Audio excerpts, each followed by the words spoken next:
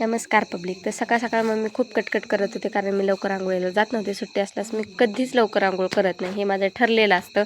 आणि फायनली माझी आंघोळ झाली. आंघोळ झाल्यानंतर माझ्या बहिणी कपडे धुत नव्हते, त्याच्यामुळे मम्मीने मला एक रूल ठोकला की तुला कपडे धुवे लागतील. तर ठीक आहे, काही मला नाही म्हणता येत नाही, त्याच्यामुळे मी कपडे धुवायला गेले. आणि नंतर कपडे धुवून झाल्यावरती मी माझ्या बहिणीच्या हातावरती मेहंदी काढत होते, कारण की मला ती प्रॅक्टिस करायची होती माझ्या मेहंदीची आर्टची. ते नको म्हणत होते, तरी मी फायनली ती मेहंदी कशी तरी कंप्लीट केली. खूप वेळ गेला त्यासाठी. मेहंदी कंप्लीट झाल्यावरती आम्ही मोकळ बाकाळ अशा गप्पा मारत बसलेलो. सगळ्याची उणीधुणी काढायची आणि नंतर लास्टला म्हणायचं जाऊ दे आपल्याला काय करायचं आहे. याच्यानंतर आम्ही ठरवलं की रील शूट करायला जाऊ. रील शूट करताना हे जे बारकं आहे ना, ते मध्ये मध्ये येते, ते माझ्या बहिणीचं बाळ आहे आणि ते सारखं मध्ये मध्ये यायचं. फायनली आमची रील शूट झाली. ती माझ्या इन्स्टा आयडीला तुम्हाला दिसेल.